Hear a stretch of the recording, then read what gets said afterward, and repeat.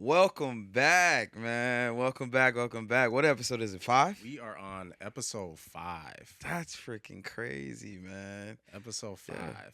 Welcome back to another episode of the Like a Brother podcast. This is my brother Josh, My brother Anwar.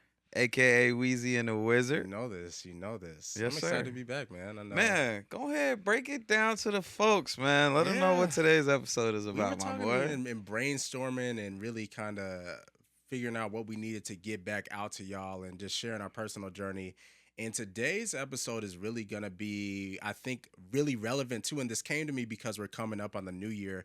But today we're really going to be talking about chasing your dreams and the price associated with chasing your dreams. Everybody talks about like the product, but nobody really talks about the process. And so we're going to be breaking that down today and really just, hashing it down to the three main reasons. Like, we want to talk about why this matters, number one, as we're approaching this new year. And I know everybody's got their side hustle in their ear or going to the gym and losing XYZ weight or whatever. And so we want to talk about like why this whole concept matters for one. Two, we'll be sharing our personal story. We're gonna keep it real as y'all brothers. We want to share and put y'all onto some experiences and game that we've learned throughout this journey. And then two, we also are just gonna leave you all with some actionable advice, just because I'm big on tangibility. I know Anwar is too. Like, what are some takeaways that y'all can actually apply to this whole thing? And so really why it matters is because I mean from the jump, like, we were 18, we started our business at 18, it fell apart and we're still friends to this day, but we want to tell y'all like why it happened, how it happened, Yeah. the ins and outs of those things. And I think the key to that is we're still friends today. Yeah. There's so many people who start businesses together and they fall apart They and don't make it. people don't make it. So I think that puts us in a position to be able to give some, brotherly advice Yeah. about just navigating that. And you're absolutely right, man. We started a business at 18 years old. We wanted to be entrepreneurs. We still are pursuing entrepreneurship, Right. but there's a lot of harsh realities that come with dream chasing. For And sure. that don't mean don't go and chase your dreams. It just means that it ain't always peaches and cream. It's And I not. don't think they always prepare you for that. And it is important to have this conversation because as soon as you open this phone, you go on the internet, and Gillian Wallow is telling you to get in your Uh-huh. bag and work on Exactly. your side hustle and do Exactly. this and do that, which is great advice, but there's so much to unpack when you Pieces. pursue Yeah. that I just seen a girl on TikTok and she was like, if one more person tells me to turn my hobby into a side hustle, I'm going to lose it. And you know what? I have respect for her because she got the self-awareness to understand. Yeah. One, she has the self-awareness to understand that she enjoys her hobby and she needs that creative that outlet outlet, uh-huh. that's unpressured, like, you know what I'm saying, that's not pressurized. Right. One. Two, she understands the real realities of what it's like pursuing a side Yeah. hustle. She's like, I know it's gonna be pressure that come with this. I know it's gonna be Exactly. stress that come with this. And I just like, you know what I'm saying, crocheting Exactly. and watching That TV real and raw take. relaxing. Uh-huh. I'm not trying to pump out 300 crochets Exactly. a month. And, Exactly. you know what I'm saying? And it looks different for everybody It too. looks different for everybody. So I think it's such a relevant thing for us to talk about because it's just so much entrepreneurship talk. So many people are like, oh, the creator economy, you need to go and pursue content Yeah. create. Like, We're in a gold rush. I just like to make, I just like Uh-huh. to shit post on my TikTok, right? This is Exactly. how people. So it's like, oh, but that one went viral. Now you got to Uh-huh. make 30 videos about what it's like working at Trader Right. Joe's. Right. No, I'm not trying to be a Trader Joe's content creator. Influencer for Trader I Joe's. just want to make videos. Yeah, So man. I completely understand that. But I think for those who do want to pursue dreams, those who do want to pursue entrepreneurship, yeah, it's tough. It's tough. It's an experience. I say that entrepreneurship is a personal journey, Definitely. and you really learn a lot about yourself. Yeah. And yeah, there's definitely some things when we get into the weeds of it that we can share about us embracing the fact that it's a Uh-huh. personal journey. I don't know if you're picking up what I'm putting down Yeah. yet, Yeah, but I'll yeah, share yeah. it with you. But I think we should start it from the beginning. And for me, I feel like the beginning might start with. I feel like the beginning. Let me for our entrepreneurship journey together starts with a little anecdote on my side of the ball. Yeah. But definitely you have entrepreneurship running through your Hey, thick and literally. veins Literally. and your whole family. And so it's a whole thing. But when I was, yeah. When I was 17 years old, I missed 72 days of my senior year of high school. And it's because I was a little checked out and I had senioritis, but it was Yeah. also because I started a drone company.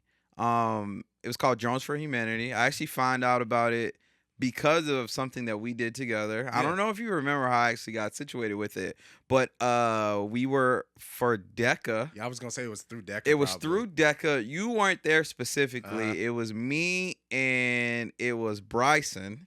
Yeah. We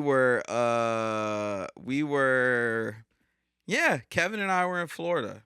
Kevin and I were in Yeah, 'cause you Florida went to for do the the international national- DECA Uh-huh. competition.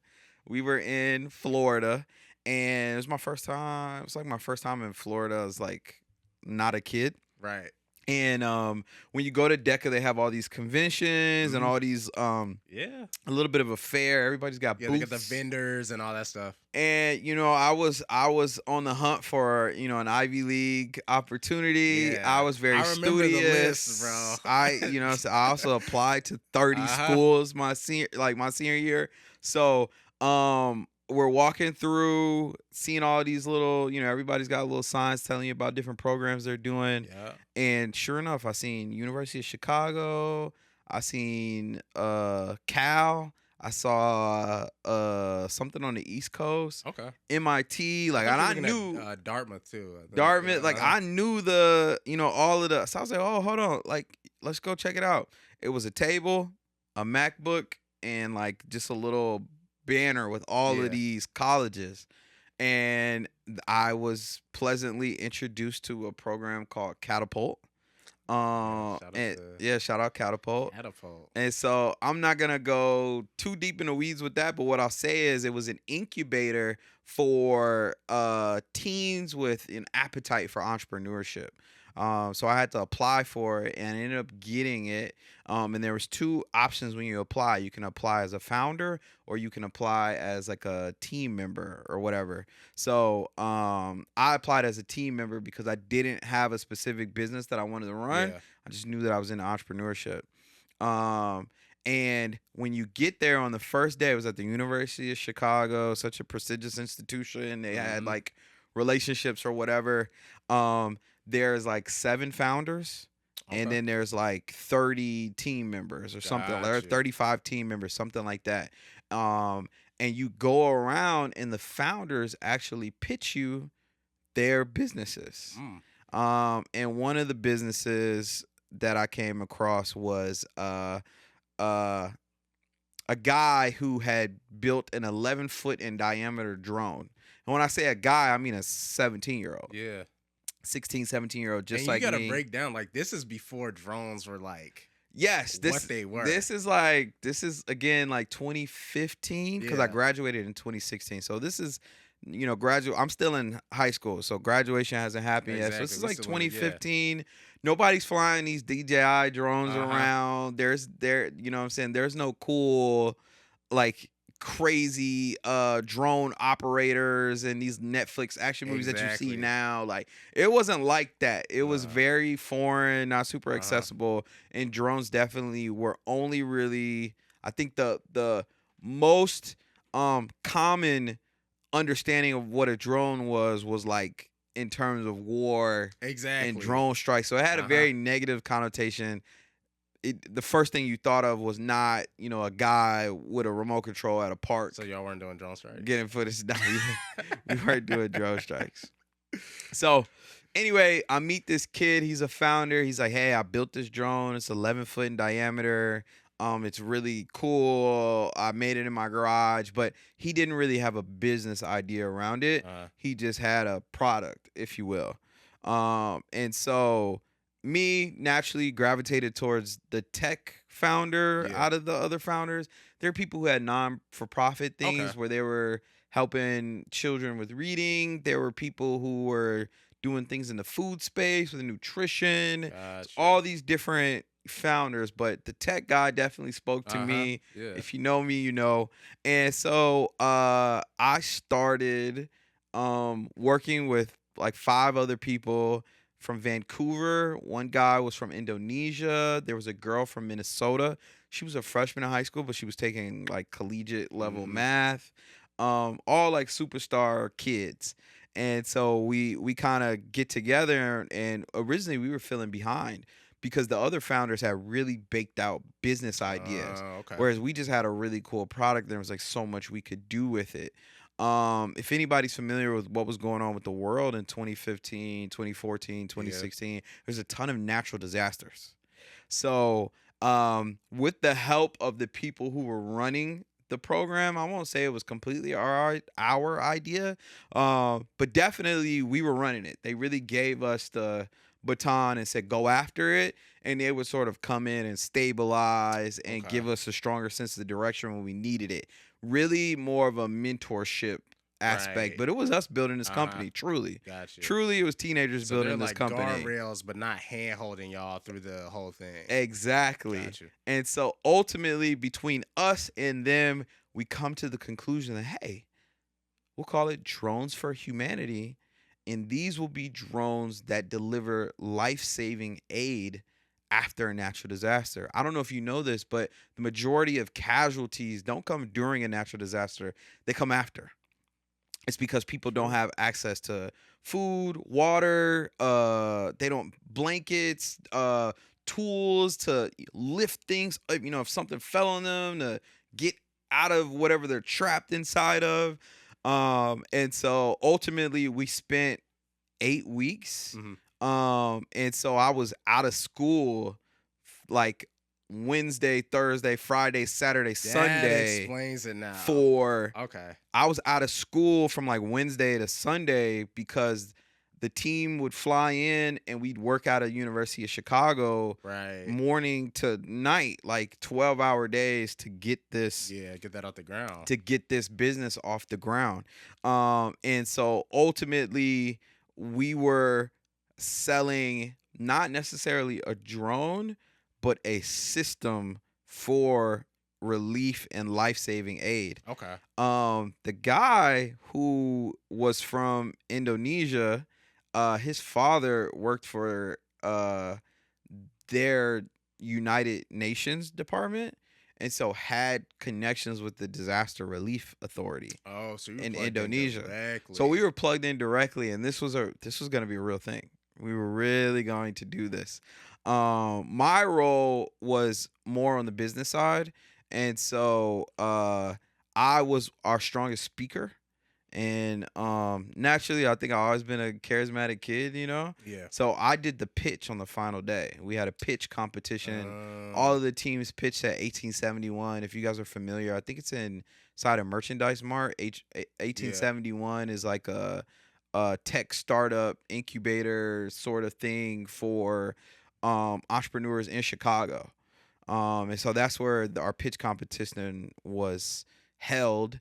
And so all seven groups pitched, and we ended up winning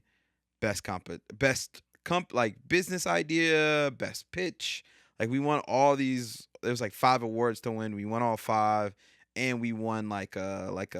I held like a big check. It was like Yeah, I remember that I picture. forget how much money it was. This Uh-huh. is how long ago it was. And so not only did we do that, but I also flew to San Francisco, which had nothing to do with the program. So we were getting to a place where like this thing was growing and we were trying to push it. And so we were at a makers fair in San Francisco, and we were passing out flyers. We had polos that Okay. said Drones for Humanity on them. Tell me, Um, bro, like, how does this feel being like a yeah, 17-year-old yeah. in this space right now? Bro, it was exciting. I had never really like just catching flights like that, like coming from where I come from. Like I just remember getting on the plane and being like, "Wow, like we're really investing into this." And Uh, the other thing was, it was something that I pursued, and I hadn't had that experience yeah. too often in a professional or academic thing. I did Mm, something at the Museum of Science Industry. I was a science achiever, and I was on a TV show. My mom signed me up for that. She uh-huh. found the program. She signed me up for it. Okay. I had some pushback in the beginning, and I ended up falling in love with it. Okay. And there were other things like that. My mom signed me up for fencing lessons. Oh. But my mom signed me up. My mom signed me up. My mom signed me up. My mom signed me up. This was something that I signed up for. Uh-huh. This is something that I put my name on and that I said I wanted to pursue. So for me, it was one of my first experiences of like having an idea or a thought and then going through the journey of seeing that turn into something Yeah. that actually panned out. So I was excited. I was geeked. I thought I was going to an Ivy League school. I thought I was going to be the next Steve Jobs. I thought I was all of these things, and I felt ahead of my peers. I Mhm. felt ahead of my class. I felt like, wow, I'm on a fast track to Yeah. somewhere big. Um, and then it all kind of came crashing and burning. It was such a weird thing. We finished the program. Two of the people that were part of the team, they're like, "Hey, I'm going to my Ivy League school now. This was just a fun experience to pump up my Yeah, my resume. my resume, my college app, but I don't really have any intentions of like trying to see this through and build out this business with you guys. But thanks for the experience." So that was like a gut punch for the rest of the group. We were still talking like, hey, like it was like three of four of us, like, hey, Uh-huh. you still want to pursue something? Do we want to get this going? And after that trip from San Francisco, I don't know. I felt like as a natural born speaker and leader and the one who would pitch, although I didn't build the drone, I Mhm. definitely had more of like a face of the You brand sold sort of thing. I it. sold it, right? We were winning, angel investors and funding and Uh-huh. different things like that. And I think for the people who actually built the drone, and his family and everything like that, felt like there may have been, not may have been, to keep it a bean, there's definitely was some animosity towards me. Oh. Because I was running it and the face of it, but I wasn't a mechanical engineer. Right. I was a marketing and business and more of a strategy guy. But I was really pushing it. We Yeah. were making connections, we were having conversations with people, and we were really going places. Um, and so ultimately we had a falling out. Myself and the founder and me as the Oh. team member, we had a This is fall news to me. we had a falling out, and so I ended up leaving the business. Oh, okay. Because I It's thought you had just kind of like that, like you were on the same track. Nah. I didn't know you and Buddy had I got I into it. left and people thought I was crazy because they were like, "Yo, you put a lot of energy and time Uh-huh. into this." I had to get like special paperwork from East to graduate because I missed so many Right. days. Right. Some of the days I missed were not for Drones for Humanity. Humanity. Some of the Yeah. days I missed just because it's not that I missed. I wasn't a skip school kind of guy. My mama watched this. Let's keep it Yeah. honest. I No. wasn't a skip school guy, but I'm missing first period because I'm tired Yeah. and I'm getting out this bed when I'm That's getting them out little this cuts bed. that add up And over if you time. miss like the first and Yeah. second period, the day doesn't count or Uh-huh. something like that. So that was messing me up with my attendance. But I'm still graduated, guys. Just so yes, you know. I graduated with my diploma. But it was twofold. Yeah. One, I had this chip on my shoulder. Um I felt like I was ahead, where we come from and what was going on at our high school Yeah. and the way that some of them teachers would talk to me and different things like that. I was supposed to be, catching a warehouse job For sure. and coming out of high school and doing something like that. Yeah. It was so interesting academically in those environments. I felt like my teachers and everybody looked at me a certain way, Yeah. but in my other professional and academic, it's like I had two lives. He was living double. You know what I'm Yeah. saying? Those teachers and those professionals at East looked at me, talked to me a certain way, Yeah. but at the museum, at Catapult, at there's so many things I had going. A couple laboratories that I used to work at as well. I also worked in the emergency room at a hospital my Yeah. senior year of high school. The way that those professionals and those people would talk to me and engage with me was completely different. So it Yeah. created this chip on my shoulder that like y'all don't really see What I'm my yeah. Monday through Friday and my Saturday and Sunday, so it was just Mhm. very different. And I was like, so my Monday through Friday was sleeping on the kid, but my Saturday and Yeah. Sunday Was putting in was work. was popping. Putting in And so work. I was putting in work, and so it created this chip on the shoulder, like Mhm. y'all gonna see. And so when I left that opportunity and experience, I had very much an abundance mindset. Yeah. I was like, he could have it. Like, have the Jones for humanity. I Mhm. don't want nothing to do with that. There ain't no like, oh, I was there to start this. I was like, have it, bro. I Yeah. know what I got in me, and great things are coming my way. Exactly. And so with that, you I and was on a different path during Andrew that time. Posa, Yeah.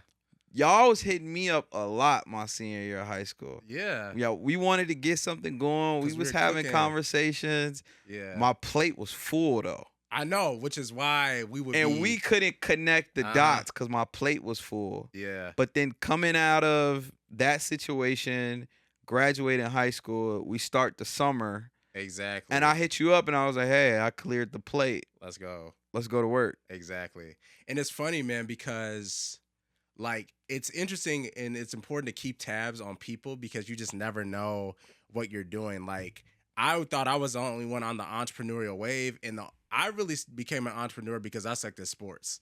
Like that was it.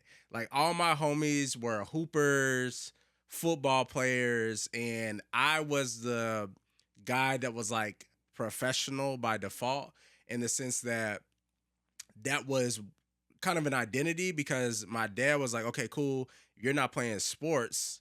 And it wasn't like I sucked. It was just I didn't have that passion or zeal for it. So then it was like, I didn't really want to do it. But like you said, we're in the suburbs. I'm black in school. And so if you have any athletic inkling, they're going to try to push you in that box of like, oh, you need to be an athlete. Oh, you need to do this. But I didn't. And so I carved out my own lane. Like I was the one, kind of like how your mom was. DECA was me. Like I got the people in the DECA, but that was because Yeah. folks at home, they're like, where's your resume? Okay, you're not playing sports. Okay, well, we need to get this. We need to get that. We need to get this up. I did organizations through the NAACP. Yep. And then that's when I got into like my Ty Lopez era here in my garage. Like if y'all remember seeing that ad, I was like 16 years old buying my first e-learning course. And so I had all these ideas about entrepreneurship and where I wanted to go. Originally, it was real estate. That's where I was like headed 100%. I Yeah. had family members that were in it and stuff like that. And so I was collecting my mentors and all that. And then the fashion thing was always in my ear because you were fresh, I was fresh, Postal was fresh. Like, and so that was before it was fashion talk and we had all this. Yeah. It was kind of a nerd, like it was very like scary being in the fashion, especially in high school, bro. Like you get your ass tore up. Come in wearing a color yellow. Freaky. Freaky. Exactly. Every day I walked into high school. Exactly. Freaky. Exactly. Because I got a Exactly. pink shirt on. What you on, or bro? What you on? A yellow jacket. Yeah, or bro. something. I remember I got cornered. I had, which is cold to this day. It was a yellow Ralph Lauren cardigan, but it had like the varsity patch on it. Yeah. I was getting Big Bird, like I was getting torn Yeah. up, bro. And it's fresh, and y'all probably wear that to this day now, Yep. which is crazy. But we had to take so many L's on the fashion side of thing in high school. But it's so funny how senior year everybody's like, "Hey, where you get this? Hey, where you shopping at, bro? Senior How year. how you doing that?" Which is so funny. But we had to take a lot of L's, and I say that even with the entrepreneurship route, like that wasn't cool for me to be in DECA and like Yeah. going to these competitions. But then once found out you get fed and all that, and then Right. it became what Especially it you was. start catching that flight. I caught Exactly. that flight to Florida, That and flights. I got the drum line. Shit, in high school, the flight was the bus ride. Oh, we not in school today. We going to Moraine Valley to You go. know, when you go to compete. state, you get the Yeah, the you little get medal. So we wasn't athletes at this Exactly. point, but we still But we racking up these. we got these medals. The band gave us the escort to the buses, and they played as we I walked remember through that, bro. They sure did play us and we had out. our suitcases, and we bro. was rolling out with the Beats headphones. We was fresh, like we bro, was varsity. fresh as hell. The whack ass football team ain't go to state. I'll tell you that. Exactly. And we came back and we was clanking with through the medals, hallways. bro. So yeah, going to state, and I remember that. And so that really, I think, shifted the perspective for a lot of guys too that were into sports, but were also probably secretly into other stuff and just didn't want to rock the boat with the homies. And so I was on that wave, you were on that wave, and we couldn't connect until end of senior year, ironically, going into the summer of our freshman year of college. You headed to U of I, I'm headed to Ball State. Yep. It looks different, but we're having so much fun at this time. And we were like, let's get this out. And so we started the Switch Up, which was like our fashion kind of blog when Instagram was Instagram back in the day. And it was all pictures. And we had this idea of like being versatile, man, like streetwear and menswear. Like we love suits to death. Even at Ball State, y'all saw I probably had the freshest suits, and they weren't from ASOS, by the way. But and I was on ASOS in 2015, bro. Like I don't want to like Soldier Boy my stuff. Nah, for real. But we was there, bro. The Chelsea, all that, like we was there, all that, and so. We were in these areas and figuring out the fashion and entrepreneurship and blending them into the Switch Up and being this versatile man where I can do both. That was when Get You a Man that could do both was big. And so we rode that wave. And so we were building out the blog. We were shooting every day. Anwar took me all around Chicago all summer, pretty much every summer. We going here, we going there, we going here, we going there, taking flicks everywhere from Chicago and on downtown, Mag Mile, all that. And so I'm getting pub from it. You are too. People are noticing the brand. But then we're like, yo, if we really got to skyrocket this thing, we have to put some cash behind this. And we both broke right now. Like, there's no money coming in. And so that's when I ran into Iman Ghazi. And this was acne covered 17-year-old Iman. He's not often South Africa where he's got the villa and the girls and the private jets. This is Iman in London still, acne on face, talking about this whole social media marketing agency thing.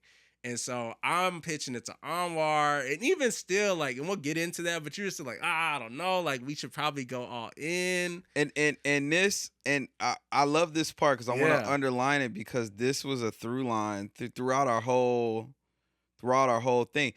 The fashion blog was definitely something. I came to you at the end of the summer, and from my recollection, I was like, hey, I want to do something. You was like, hey, you want to do something. Right. And I was like, well, you know what? I'm really loving these I'm really into this stuff. Because that's been your world because since 14. You was there. I believe the conversations throughout high school, Me You Posa was a brand. Oh yeah, it was a clothing brand. It was a clothing brand. And I was like, yeah. But you know, the plate was full. Summer comes around, the plate empties up. And then I'm like, I want to, you know what I'm saying? And you was like, hey, you know, I'm down for whatever. I just want to do something with you. I rock with you. You my dog. Like, let's do something. I was like, well, you know what, man? I'm really into these fashion blogs. And it's Michael Gianelli. One Dapper Street. Desi Perkins. Perkins. All that. I said, I like how they move. I like how what I now realize was I wanted to be a content creator. I always knew I wanted to do YouTube since I was a kid, but I didn't, for whatever reason, I didn't think that was accessible at the time. For sure. But the fashion blog was something that I did feel like we could pursue.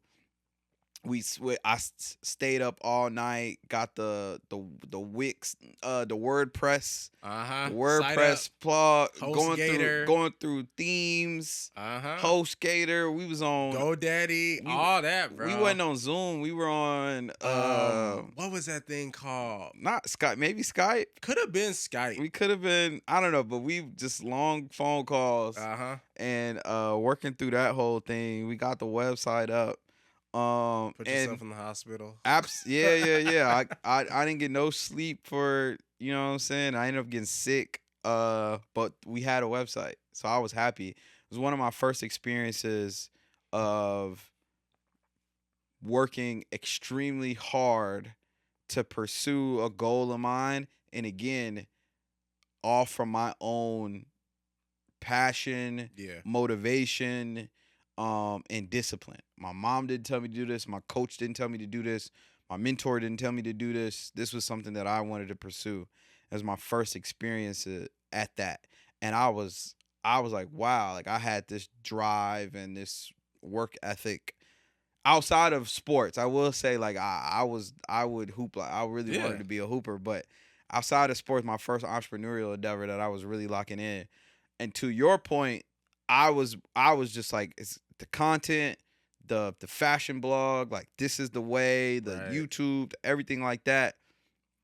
But the practicality, and also I personally believe now that to be an entrepreneur and to say that you're an entrepreneur is to wake up every day and make efforts to produce revenue Exactly. every day. That's what it means to be an Exactly. entrepreneur, bare bones at the core.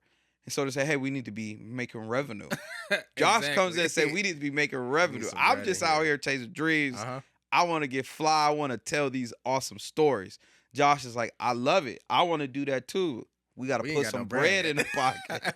You know what I'm saying? Which made it ton of sense. And yes, I had the whip. Uh-huh. I had the whip. You were the oldest, so I think Yeah. they were scared to have you driving all around Yeah, the city. bro. Whereas I had an older sister that walked, Uh-huh. so I could so run. you could run. We You talked about didn't that have last nobody episode. walking for you, so you could run. Yeah. So I was whipping it everywhere, and so we was just figuring it out. Uh-huh. And so yeah, we started the blog. We got a couple posts up. I remember my freshman year of college, I had a girl that was down to like take my pictures for me, That's another story. and she would take my pictures, and we would get post up and different things like that. And then naturally we got into our semesters. We got into the school. Yeah. I think production slowed down a little bit. Which was another like factor that like have to navigate too. Yep. Like freshman year and business. We get out of freshman year, and it's back in the summer, and we back at it like crack addicts. Exactly. We getting right back to it. I had a gig, Yeah. and I think you was full time. Yeah, my dad's. Probably. Yeah, something. I can't remember. Yeah. I had a gig. Yes, you was probably working with Pop, something like that. Slinging insurance. And then we was really trying to push this. Yeah. And I think that's when it was like, hey, let's actually put some bread behind Uh-huh. it. And so I was not aware. I did get the ads. Ty Lopez. Mm-hmm. I thought the Ty Lopez, I was skeptical. Yeah. I was skeptical. I think you actually put the energy in to I was a peel risk the taker, yeah, bro, you 'cause, was like, like, let's see. Any means necessary. He's 17, I'm 17. Like, let's go. He get into his bag. Let's see if let's see what this is all Uh-huh. about. And I think as Josh being my brother, he had a certain level of conviction that I felt like, what I got to lose? Josh feel like it's something to pursue. Let's do it. And Yep. so, yeah, that was the start of what is now a huge industry Booming. of online education. Uh-huh. You know what I'm saying? And these programs and communities and all of that. like this was the beginning of that. And obviously, if you guys know Iman Ghazi, he was one of the OGs, yeah. OGs of it. And so we were really tapped into him, and we were really tapped into Ty. I think you got your pops to buy. Yeah, I didn't have that money, and you know, kid money, $100. That's $1,000. So I ain't got bread. I done blew birthday money probably, and I'm seeing this guy, and he's talking about mentorship, and I'm just kind of doing the YouTube University thing. But I see the ads all the time, so I'm like, let me check out what this guy is talking about. And it wasn't necessarily so much you need to start a social media marketing agency as it was more so like the mindset of an entrepreneur. And it was like 67 steps to get there. Like, what are these lessons 67 that I'm steps. taking from these people? And then Ty added on that whole social media marketing agency thing. And so that was kind of the kind of premise. But then Iman gave the blueprint. Yes. Ty outlined it. Iman gave the script you're reading. Like, this is what you're going to say. This is like, as far as how to run this business and go about starting with doctors and dentists or real estate agents. And so that was kind of the path that we went down, was like to figure that whole piece out. And I think for me, the difference there was telling somebody that I wanted to be a fashion blogger, Mm-hmm. telling somebody that I wanted to be a YouTuber, felt like telling somebody I wanted to go to the NBA. Mm-hmm. It felt like telling somebody I wanted to be the next Beyonce. It felt like telling somebody that, I'm going to be Tom Brady. Mm-hmm. Whereas for me, I have an appetite for social media. Love it. Love it. Yeah. Fashion blog. Nobody was reading fashion blogs. Like, Ah. I was chronically on the internet before you had 30-second videos edited to perfection to keep you on Uh-huh. no, I was just on the platforms because I enjoyed this shit. Like, I didn't Legitimately. need to be manipulated Into doing by it. the algorithms to do it. I just liked it. This was 10 years ago, basically. 2016 is about to be 2025. Basically 10 years ago. The internet was completely different, but I loved the internet. Yeah. I came home, I didn't watch Disney Channel. I came home and I went on YouTube. YouTube was a TV replacement for me very early on. So again, telling somebody that you want to be a fashion blogger or a YouTuber felt Mhm. like telling somebody you wanted to be Cristiano Ronaldo. Exactly. And they was like, you can't go to your mom and be like, hey, I want to pursue YouTube. She gonna look at you crazy, yeah. right? Y'all got it But made now. but to me, the next best thing, as someone who loves social media, has a huge appetite for it, and also has a desire to be an entrepreneur, with the background that I had, next best thing was a social media marketing agency. Mm-hmm. And so Josh was the catalyst for moving us towards that direction. Exactly. And we started going through the program. Yeah. We started going taking through it. notes. I don't have the I wish I had kept the Probably. notebooks. And we were You might. notebooking it. I wouldn't be surprised if I you went probably through do. it probably, but we were wasn't taking no notes. Google Docs and all that, bro. Nah. No, we were. I remember being downstairs in my parents' basement with the TV going, with the HDMI cord Hooked up to Yeah, the kids, this is computer, before playing casting. We're sitting down, notebooks, Yeah.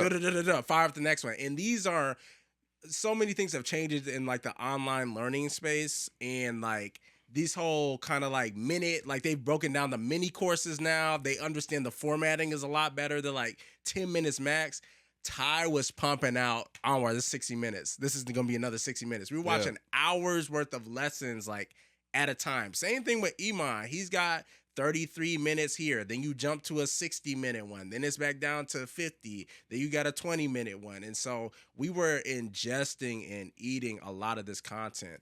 And so that was part of the process to get us going with the agency. We ended up coming with the name Iron Sharp Media because we just felt kind of like a brother. Iron sharpens iron. And we also wanted to take that principle with businesses too, as far as helping them grow. We help them grow, they help us grow. And so that was kind of the premise of ISM and what we were looking to do. We started with a bunch of different niches too, like doctors. We're calling doctors' offices, real estate agents, blowing up. I feel bad for them inboxes because I still got the messages like, and yes, everybody in between, bro. And this is where we really start telling the stories. Again, for anybody who wants to be an entrepreneur, our version of it was here in my garage. You see this Ferrari, you see this Lamborghini, but you know what is my favorite thing in this garage? It's these books. It's these books. Right? Knowledge. That's what it was for us. 10 10 years later, what it is for you guys is these are the top 5 side hustles for Lamborghini. But I'm telling you, we've been there, we've done that. And for anybody who is like, I want to be an entrepreneur, I want to make more money, I want to pursue different things. I've been in your shoes since I was 17. Yeah. You know what I'm saying? Yeah. We've been doing this for a long time. And I say all that to say it's really glamorous on social media. Yeah. But actually buying the course and reading the Atomic Habits book, that's all fine and dandy. But now you actually have to apply Work. Yeah. and implement, apply, go back and assess and then implement these new changes to grow and get better. That's the hard part. And they don't really talk about that a Nah, lot. man. And so No. to your point, this is actually starts to get into, I think, um which, looking back on it now, it makes complete and total sense. I want to fact check. I want to say you and I were in business from, we were pursuing things as a unit from, we'll say 2016, To 20, probably. 2020, about 4 years. That's a Pandemic. long time. That's a collegiate. With like collegiate endeavors on top. Yes, So this and ain't a streamline. yes, Yo, I'm like, we come over and then I'm at the crib and then we just work. This is FaceTime calls, yeah. Zoom calls before Zoom was Zoom. Like we were Zooming, like doing that, like navigating this whole thing while still in school. And so I would say having a business with your best friend for 4 years and then walking away from it was just a very interesting experience. Yeah. To your point, we started to implement a lot of different things, and I don't think I I was still the same kid that was like, Iman, who's this Iman Ghazi guy? Uh-huh. And what is and I mean, all right, if you want to do it, we can do it. I was still that kid. Yeah. In 2016, I was that kid, and in 2020, I was that kid. Yeah. And so for me, my personal experience with it, I I had a hard time pursuing endeavors that I didn't have full belief in. I would try to give them my go, Yeah. but I couldn't always do it. So I'd always believed in the content, which, if you guys know where I'm at now, it makes total Makes sense. right? And if you know where he's at now, It it makes makes sense. total freaking sense. First disclaimer I want to say, there's so many ways to be successful. There's so many ways to win. Yeah. There's not one route to take to win. There's so many different ways to win. I truly believe that, and I think you should pursue the one that's best For you. and play to your strengths. I had things, natural gifts, and just organic, raw passion, energy, and just love of the game when it came to content and Mhm. telling stories. Where I didn't have that was when we started to get that social media marketing agency, the structure of it, the day-to-day of it, and I think I aligned with the goals of it, Yeah. but it was all the things when you lifted the page and Mhm. looked into the actual meat and potatoes of the book that I had to like walk myself to get to. Exactly. And I think outside looking in, it was the flip side for you. Yeah. In terms of like, okay, I making the videos or taking a photo, like Uh-huh. the creative of it is dope, and the telling the story part is dope, but we needed that business infrastructure Exactly. behind it. And that was me. And yeah. that was you, which I think made for a great partnership. Yeah. But it was just, I think one of the things, right? Niching down was tough. That was a beast. and that's bro. always tough. Mhm. And I think navigating different niches, and that was just one. Two, cold calling. Yeah. Cold emails. Do they work? Yes. Go Yeah. ask people. Go ask the millions of Uh-huh. millionaires who have cold called and cold emailed. Emailed their way into something huge. But for Anwar personally, you cannot cold call me. You can try. I dare you to try to cold call me. I dare you to try and close me on a cold call. I dare you to try and set up an introductory meeting and then close me. I dare you to put me through your sales funnel on a cold call or a cold email. Yeah. You're not going to get me. I It's dare rough. you to try. It I was dare rough. you to try. You're not going to get me. Yeah. You're not going to get me. Now, if you have an organic piece of content that's freaking phenomenal, Mhm. you can get me there. Yeah. And that was the biggest difference. And so Exactly. because I didn't have the belief in cold calling and cold emailing, it was hard for me Yeah. to mentally buy in to the game plan that a Mhm. lot of the programs that we were watching and reading from. and It's just a and part of I it. don't a lot of people was like, oh, Iman Gadzhi's a fraud and this and that to Mhm. that, blah blah blah blah blah. You don't know how the world works totally, which is Right. okay. But I believe Iman got well. It's hard to even say I believe because it's just a fact. Like it's not a I believe thing. It's just real. He really is that guy. He made several $1 million and he put them into Bitcoin and other crypto and turned a couple mil into tens Yeah. of millions, Made an and empire. that's what really took it off. Now you got the South Africa, London, and Dubai Uh-huh. triangle. That's a large component of his crypto, but also his businesses do really well Right. as well. But there's no denying that. So that's one. I believe it to be true. Yeah. But for me personally, it's very hard for me to go all in on a business concept that I just don't believe in. And Yeah. often, like if you watch Shark Tank, it happens all the time. They get, some people pitch them, and Uh-huh. for whatever reason, he's like, it's just not the business for me. So I'm out. But I believe in you, and I think you can go places. Mhm. And that slowly, again, it started in the very beginning But it when was we just got into the SMMA. uh-huh. And for 4 years, I just don't think I ever was able to fully Yeah.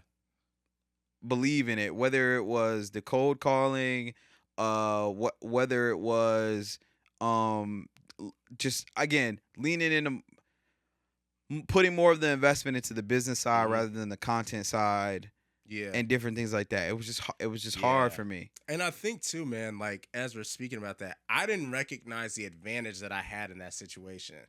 Cause that's what my dad had me doing. That's exactly what I was gonna say. Like my understanding and introduction into business, one, I come from a family of entrepreneurs. My dad's a successful insurance agent. My grandmother and grandfather were the pioneers on my dad's side to really get into the business mode and catalyst of entrepreneurship. They work jobs like cleaning banks as a business from 3 a.m. to 5 or 6. My granddad's going to get in contracts around the city and growing businesses, and he's always been a visionary. And my grandmother, she was the glue that held everything together.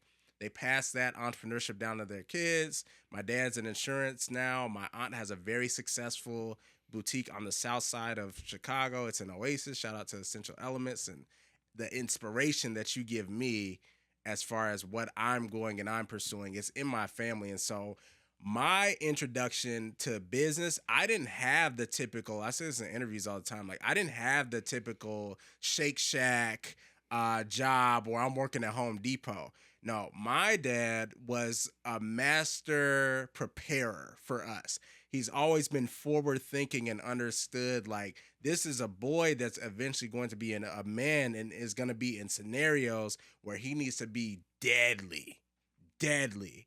And so my dad, and the blessing I had was that he owned his own business. And so that was kind of my training ground to prepare me for the next stages of life.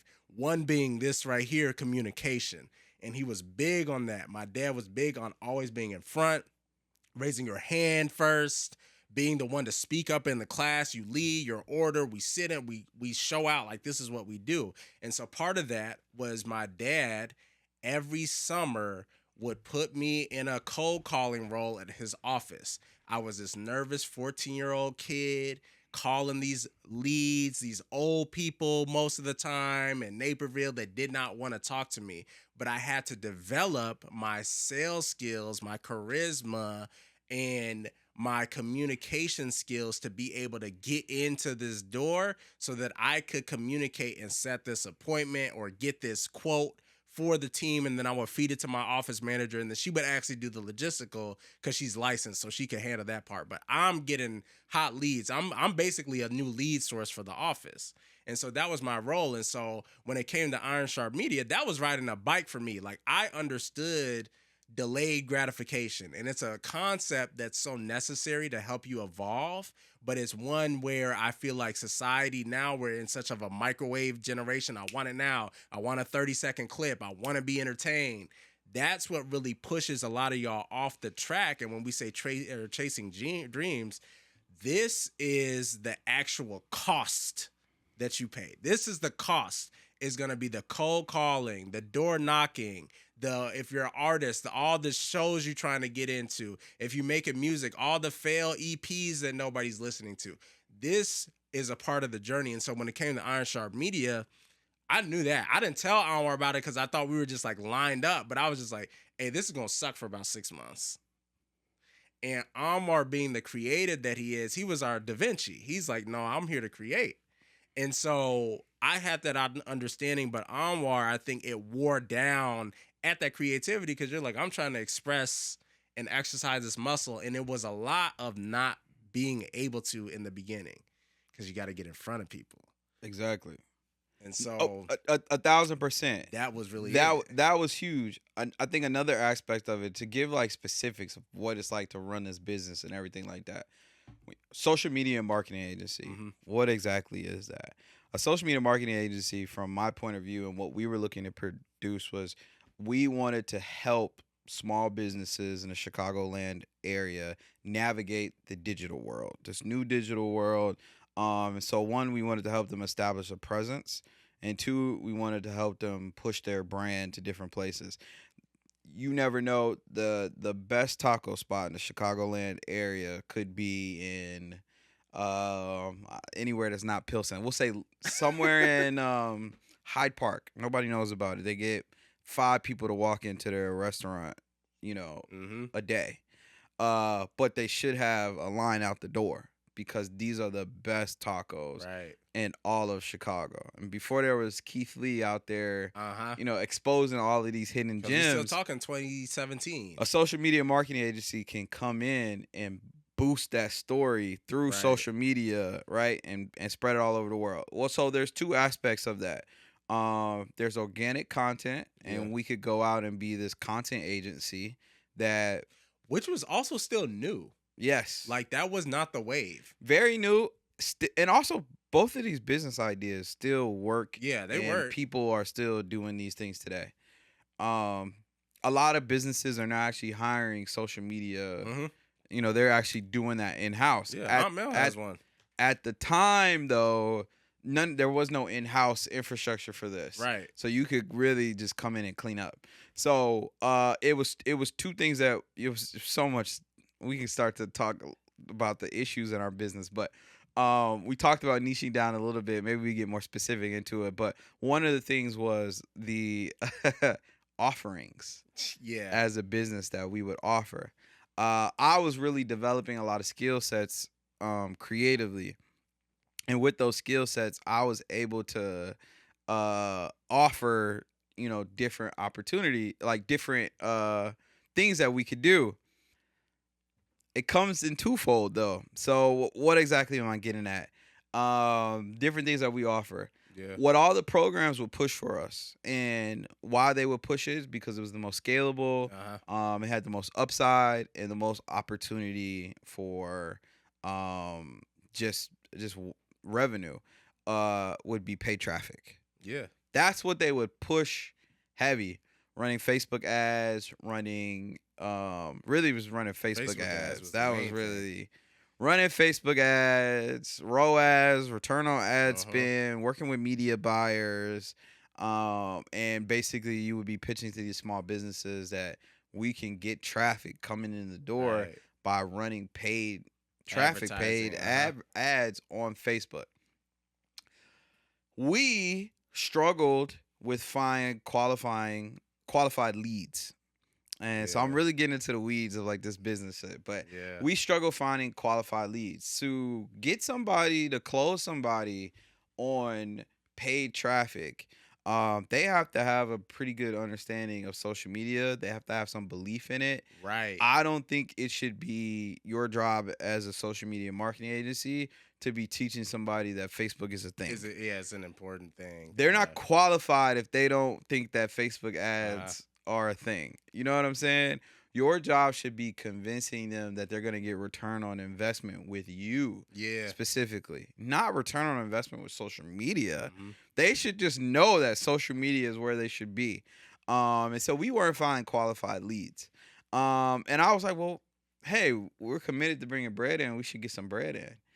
What was easy for us to get Yeah. was people who needed websites. Super easy. It's so easy to get, and that's because it's like a vanity. Uh-huh. It's a vanity thing. Oh, I want an LLC. You know how many people have an LLC and don't make no money from that? Yep. And I'm not judging. So it's not me being shady, but I'm just saying those types of things that don't really require work, real work to get after it as an Right. entrepreneur.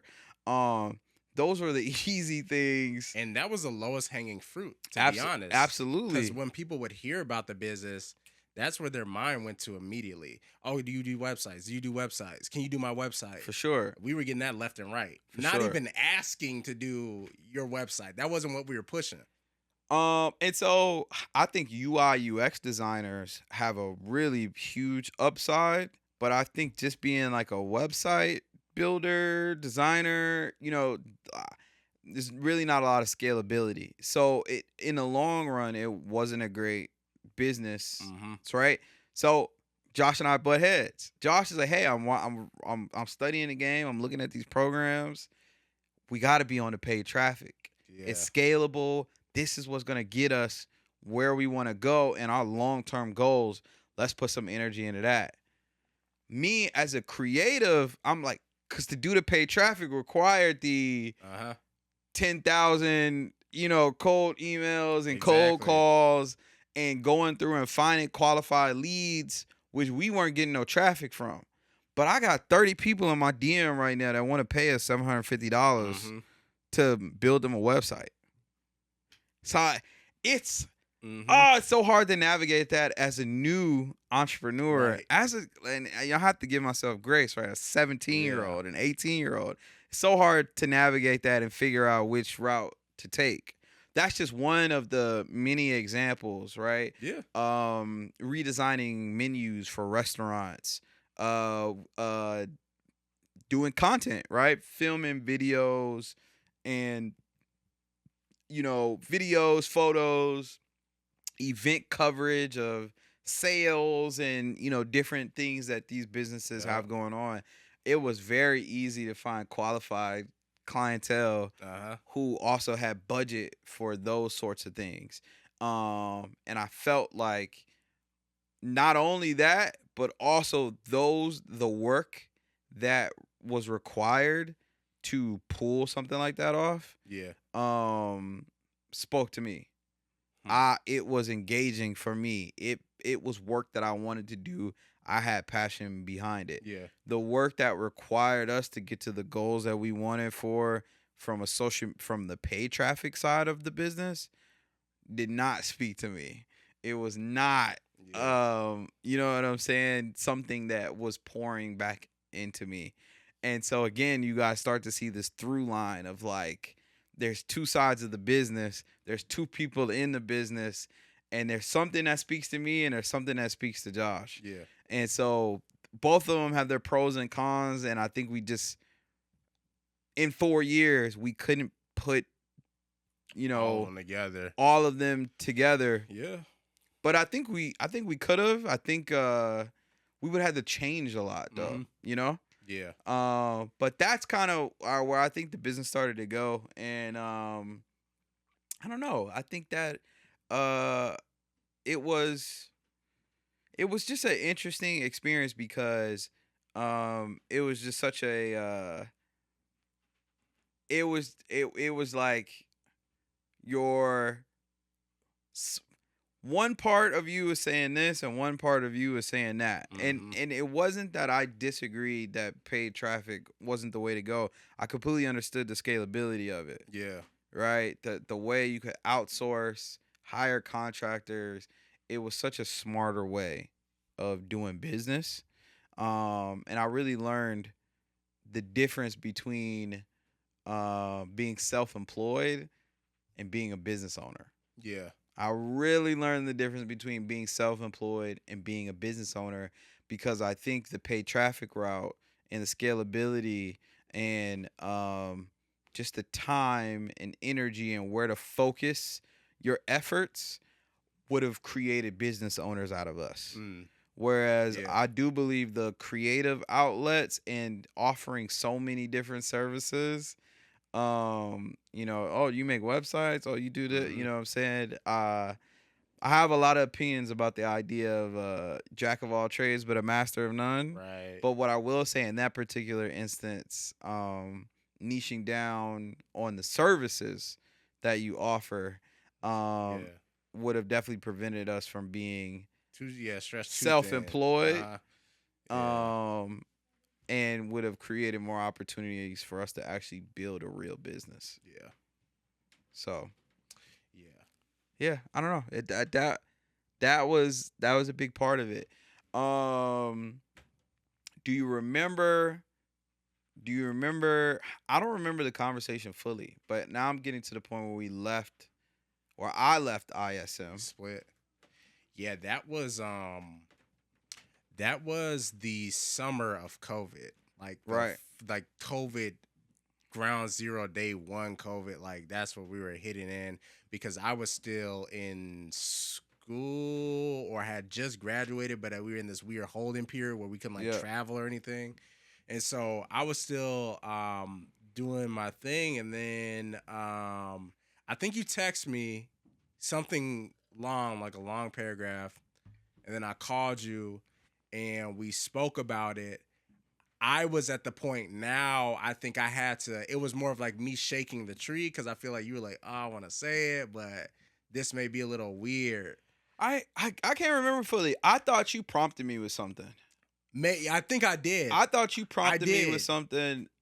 We were gonna pivot a little bit. I did. I asked you, I was like, I asked you if you were still 100% on board with what we were doing because of the fact the landscape had changed because it's like we out of school now. Yeah. And so for me, I'm still like feet 10 toes down, feet to the ground, like Yeah. we going to make this happen, but I had to have an honest conversation because I had noted like when we're talking about like building your dream, you know, like if you're getting tired on that journey, you're probably building somebody else's.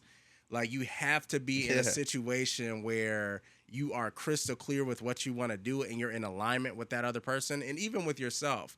And if you feel like you're out of alignment, you're probably building somebody else's dream. But Anwar was at a point where you were building my dream and it wasn't our dream anymore. Yeah. And so I had to like out of love call that out and be like, yo, man, this is what it's gonna look like, and it's gonna only get probably rockier from here. Yeah. You still want to do this, and that's when we had the whole conversation about, man, no, not really. This is where my head's at. I'm getting pulled towards creation, content creation, and just getting into the space. And I don't even know where it's gonna lead me yet. But this is something that I've always wanted to do. And I got a scratch, and I was like, well, go do that. Yeah. You gotta go do that. Yeah. It was tough for me, obviously, because of the nature of our relationship. And you, my boy, and we had been. I had your back, you had my back. You know what I'm saying? Yeah. Yeah. It was. So that aspect of it was tough for me. And I think the other aspect of it didn't have anything to do with you, but just more so that I had never really intentionally gave up on anything before. Right. You know what I'm saying? And I've never been somebody to quit or Mm-hmm. you know what I'm saying? Yeah. In investing, it's not an L unless you sell. Unless you sell. Exactly. You got that Dogecoin, you better hold up. We're not Uh-huh. promoting any crypto. I don't know, buy whatever you want to Nonsense. buy, man. I'm not a financial advisor. But you know what I'm saying? I had never quit on anything intentionally before in ever at that point. I was a young buck, and any dream that I've ever had, I always felt like I could achieve it. You know what I'm saying? Yeah. So to walk away from this was very it was a very unique experience and one of my first ever, maybe my only ever experience to this date where there was something that I had a strong conviction about, that I put a lot of time and energy in, that I walked away from and said, I'm done with it. And I think having conversations with myself about that was big because, again, I navigating this idea of quitting, whereas I think I shifted my mindset to be that I was just I needed to find something that was for me. Exactly. You know what I'm saying? Yeah. And so yeah, I think ultimately we had went down we it was I was seeing a cycle and a pattern. Right. We had went from it started with Ty and Iman. Uh-huh. We had it was a dude in Indiana that was going crazy on the tube. Yeah. I forgot buddy name. There was Justin. Yeah. There was Bunch of people. it was a bunch of you can just say like online mentors. Yeah. Which I'm a firm believer in, like online mentors, but like I never lost sight of that YouTube business model and that Right. content creation business model. Right. And that always was speaking to me. This idea of building community around like interests, being vulnerable and sharing stories, Yeah. and giving valuable information over a period of time, and building trust with an audience, and then taking that and leveraging it towards building things around those topics with that audience that add value or fill needs in the space. Yeah. And it's all centered around you and content and just telling stories, like whether it's Alex Costa or whatever. Like I never wavered from that. And I Okay. always believed in that, and I always loved that, and I always had a lot of passion for it. Right. And so that just felt like it spoke to me more than, Exactly. you know what I'm saying? So my follow-up question is, because I'm sure somebody watching this is either thinking about doing something or actively doing something. How do you know, or I guess a better question is, what's the process that you use to check in with yourself to know when you need to stop doing something? That's a great question. Ooh, I think that that's such a good question. For me, I really struggle with showing up authentically and courageously for myself, particularly around that time in my life. I was dealing with a lot. I had dropped out of college twice. Yeah, that's real. And both times I had dropped out, I was very unintentional about it. I just kind of slipped out of school instead of saying like, "Hey, I'm realizing that this isn't engaging me. This isn't getting me to where I want. Like, these are the goals I have, and we're out of sync. We're out of alignment. So throw the flag up and say we need to change something." I wasn't doing that. I actually was being quite avoidant, and I just was falling out of school instead of making the decision to drop out. You know what I'm saying? And one of my first experiences intentionally leaving a situation was with you. Yeah. And so I think that what helped me realize that that was something that I had to move away from was I moved towards natural gifts and passions. Okay. I think it's I play to strengths, and I have a strong sense of self-awareness. So I know what things I'm really great at. I know when I walk in an environment and I'm adding a lot. There are environments out there where I step into and I multiply. Oh. And then there's environments where I step into and I'm just not vibrating on that frequency. Yeah. I've had the experiences in my life where I felt this frequency I've been at. And I'm like, whoa, I'm operating on an elite level. Like I'm getting the best of Yeah. myself. They call it like that flow state You type know of what I'm deal. saying? Yeah. And when I started to recognize, like, wow, I'm not being my best self. Mm-hmm. I'm the best of me is not being brought out by this environment, and I'm also not engaging it. There are people out there that have personality traits that are maybe lazy Yeah. or laid back or just low effort or right, and they have to really kind of amp themselves up to get that. I have it. You know what I'm saying? That my personality is not like that. Yeah. I'm gonna show up at Uh-huh. 110, and I'm not gonna cut corners, and I'm gonna put my best foot forward. Yeah. And there's other environments that don't bring that out of me. I feel And that. so what I've now realized, instead of being hard on myself, like, hey, you bullshitting. That's now not the conversation that I have with myself. The conversation I have now is like, hey, what's going on? Like, what's the why? And I realized that, like, I don't have bullshitter in my DNA. I'm not a bullshitter, right? Yeah. So when I do get in situations where I feel like I'm just not on my elite level Uh-huh. of performance, I really evaluate it. And so I would say having a really strong sense of self, Is like the main ingredient a really strong sense of in self, that, and in that I equation. can regulate my temperature independently. Yeah. And I realized there's a lot of environments that weren't serving me, and I I was feel like, like that's real. I'm like, okay, I gotta move on. I gotta move on from that. That's real because you know when you're out of sync or out of alignment with something. And so I would avoid, and Doing I the had thing. that track record Uh-huh. of falling out of school, not dropping out. That's intentional. Dropping out is going to and be like, hey, I'm gonna, you know what I'm saying? Yeah. Falling out is you just, I'm wherever the wind take me, you know? Exactly. And so that But was you one know of where my you trying to go. It's one of my first instances of actually intentionally saying like, "Hey, I gotta switch this up." No pun Yeah. intended.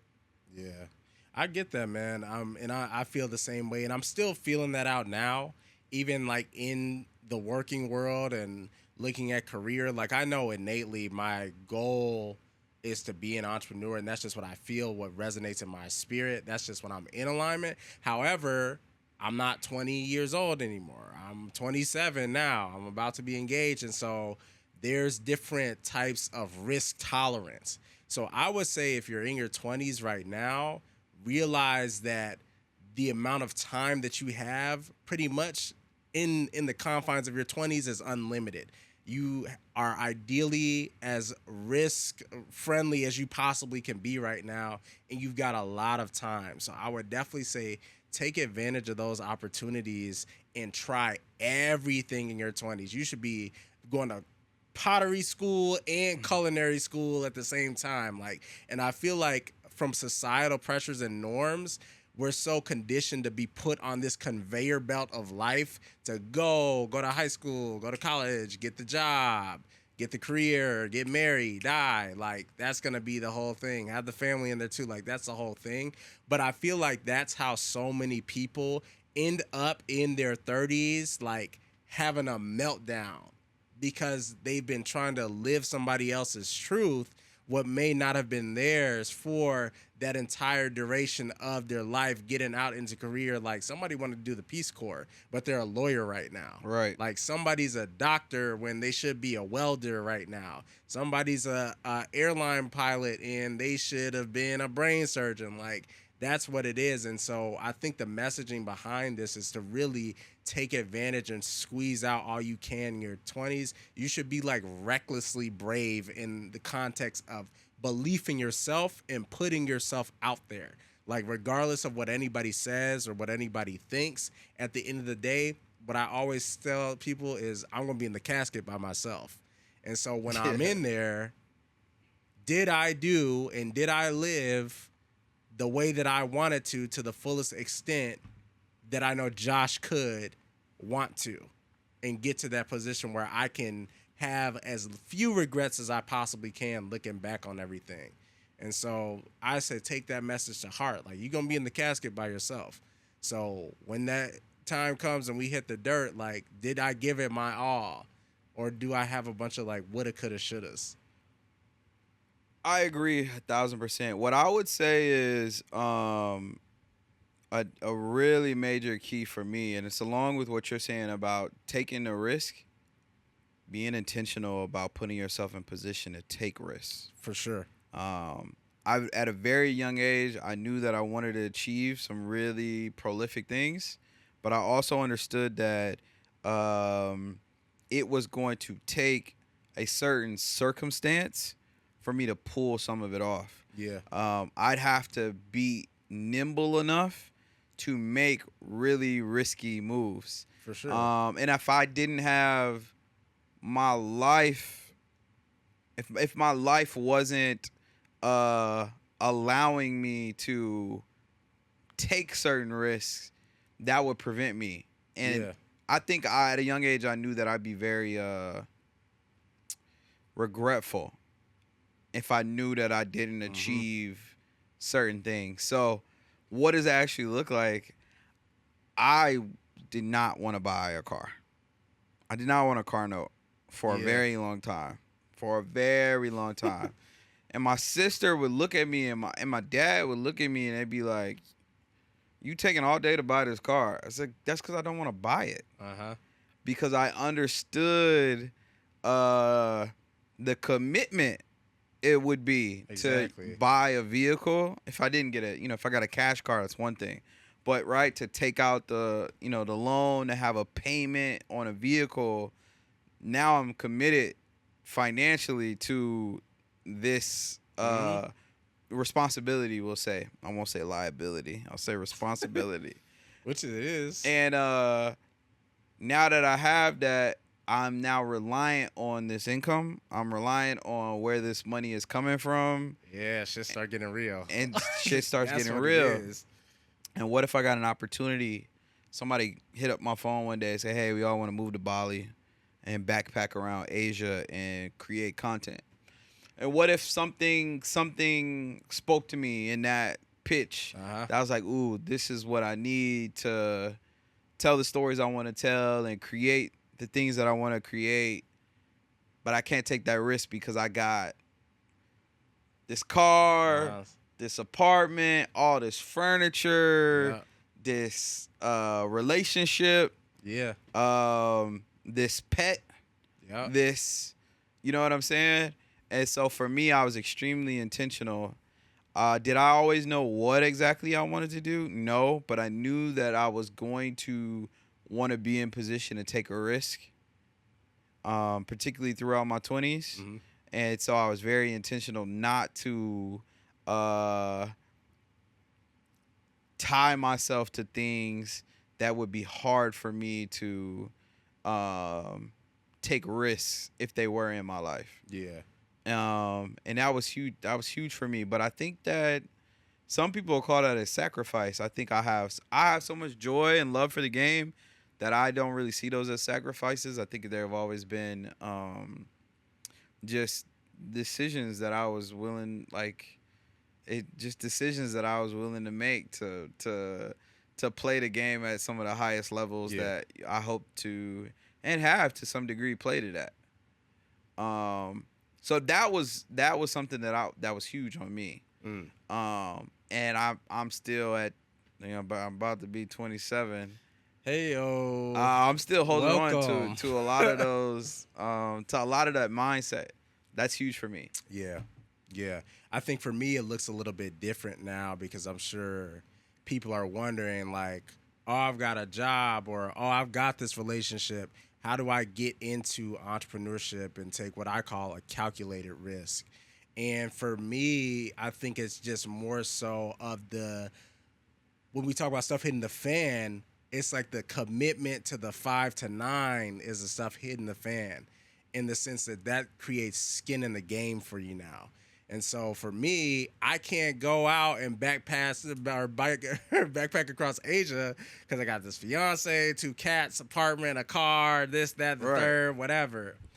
But I have to look and create and put more hours in my day to achieve the same type of outcome. If I want to be a content creator, that might be me getting up at 5 a.m. to go out when the sun is just peaking at the right spot and getting what I need to get off before I get my work clothes on and go do what I got to do. Yeah. Or after work, it may look like that. And so I feel like for a lot of folks that are in this, not even rut, because I feel like a lot of y'all are in the jail cell with the door wide open as far as it goes. Yeah. And wrestling with your own thoughts on how do I start? How do I start? The answer is just start. And if you have the key, like Omar was talking about with alignment, that's going to be the fuel in the engine of your determination and your discipline and your motivation. Those three things coming together will get you whatever you need out of life, in my opinion. If you have those three things, you're good. But I believe that taking that calculated risk is more about assessing your current scenario. And the calculation is, am I willing to take this on and max out my bandwidth to do this? For sure. When I've already got these other responsibilities. So once you decide to take that risk and you then go ahead and calculate the ins and outs on how to get it done, that's how you actually go about executing on your dream. But a lot of y'all are too worried about what could go wrong, or I don't have the resources, 1000%. when at the beginning of the journey, you're not going to have it regardless. And so I feel like beginning the journey is all about the acceptance that I'm not going to be great. Even our podcast right now, we still working. This is episode 5, Yeah. but we're still going to be continuing iterating this journey. And so, like I always tell people, look at the process and not the product, because it's always going to be a journey that you're on as far as pursuing whatever you're chasing. That's the whole thing. Pursuit is a verb. Like it's what you're doing at the time. And so that's really all it is at the end of the day. You hit it on the nose 100%. Actually, I say this often, and I definitely have people that reach out to me and ask for advice and different things like that. And I think at this point, it's probably become like my number one piece of advice. And I would say for anybody that's looking to escape the 9 to 5 and make their side hustle their full time gig, my number one piece of advice for you is alignment. Mm. I'm around very gratefully and luckily, I'm around a lot of people who have successfully made their passion their full-time thing. Yeah. And almost every single case for those people who have made their passion their number one, for anyone who's made their passion their full-time gig, they've had alignment. And what do I mean by that? Alignment is if you have a 9 to 5 and you're working on your side hustle from 5 to 10, you want your 9 to 5 to be aligned with your passion and what your 5 to 10 is. If you want to be a professional athlete, your 9 to 5 should be working at a gym or training, right? In a facility or something like that. Being around the game, being around athletes, and just ideating, working through problems, troubleshooting. Yeah. In that same field, using those same sides of your brain in your 9 to 5 will align and translate, and those skills will convert over to your 5 to 10. For sure. The connections you build, the different things, strategies you come up with and learn, and ultimately those will be the tools, and that's going to be the best way to manage the time from 9 to 5 to 5 to 10, and still feel like you're growing in your 5 to 10 when you're at your 9 to 5. So yeah, if you want to be a pro athlete, you'd work at a gym. You want to be a you want to be in the food industry. You want to be a chef. Work in a restaurant. I'd work in a restaurant. You know what I'm saying? You want to be a content creator, be a social media manager for a business. Whatever it is you want to pursue, if you have that alignment, right? I think the hardest thing for me to do was wanting to get in a content space, but working in retail. Exactly. Up on my feet for, 8 hours a day. My phone's in my locker, and I'm selling Coach bags. Yeah. Hi, so we have, a discount going on today. If you need Hmm. help with anything, let me know. Hey, can you get me a size 10 out the back? Hey, you know what I'm saying? Right. Um, those customer service skills could translate to some extent, but if you're a social media manager and you want to be a full-time content creator, You're right? already Coming up there. with strategies for Instagram and Uh-huh. growth strategies for TikTok, those things will directly translate to what you do in your 5 to 10. You know what I'm saying? Exactly. Yeah. The networks, being a social media manager and then connecting with other brands that are in your space, Uh-huh. and that'll directly translate to, Exactly. you know what I'm saying? And I think a lot of people in those Yeah. spaces. Especially, yeah, down in your 20s. I think that's the biggest thing people are trying to figure out. Absolutely. But it sounds like the key in your 20s is that you have to be success adjacent to what you're trying to ultimately achieve for yourself. So if that looks like, aligning myself with a media agency because I want to be a content creator, then yeah, that's what you got to do. If you can help it, because 9 times out of 10, like if you can get there, it's great. But also, you may not be there. And so you also got to pick apart that certain aspects. Like I'm a client experience manager for one of the top sales trainers in the nation, probably. But within that, I'm not just adjacent to sales, I'm also adjacent to this marketing machine Yeah. and this personal branding machine. We have a Facebook community like probably 3 or 400,000 plus that's been grown from 2020, 2019 up until today. And to see like how this whole monster has positioned itself in the market is now knowledge that I can take and say, if I want to do something, I can look at the fundamentals of this. I can look at the marketing and ask questions. And so if you aren't necessarily success adjacent, I would then leverage your network and see who is. If I'm in sales, but I want to learn marketing, I'm making friends with a homie in marketing, like off bat. That's what I'm doing. I'm getting close to him and learning the game because they got knowledge, they got resources they can pass to you that can be fed into my 5 to 10 or 5 to 9, whatever you want to call it. And so the key is to be success adjacent, but also make sure that if you're not, you're still, like we say, get creative with that deal. Look at how I can work this whole thing out. And if I can't get it this way, I got to be a little bit more resourceful. And like I said, if you got the determination, the discipline, the drive, and the motivation, you're going to figure out a way. But more often than not, when they sell you the course, they don't tell you that that's going to be the back end and that's the cost that you're going to have to pay. And that's what really puts a lot of people off because they sold you the Lamborghini, but they didn't tell you that you was gonna have to do 10,000 cold calls today to get an appointment just to like not close that deal and then go do it all over again. Like that's the whole real deal spill about it. And so the alignment with where you want to be is key. And then two, start trying to get success adjacent. And then from there, put that energy and those tools into what you're doing. Because if you're spending the majority of your day at work, you might as well be getting something out of it outside of building something for somebody else, in my opinion. And I think as we get to close out this episode, pursuing your dreams are hard. Yeah. This is not easy. I saw something because we're talking about navigating in our 20s, and I think I want to leave it with this.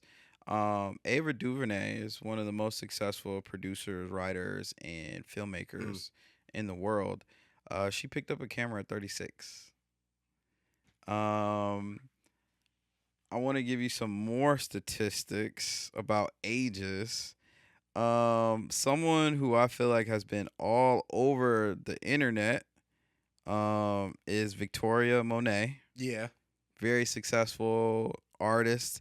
She's considered a new artist. Yeah. Victoria Monet is 35 years old. But been at it. But just been at it crafting. So I think the other thing is, you have time. You have time. I can definitely say I'm very patient. Mm-hmm.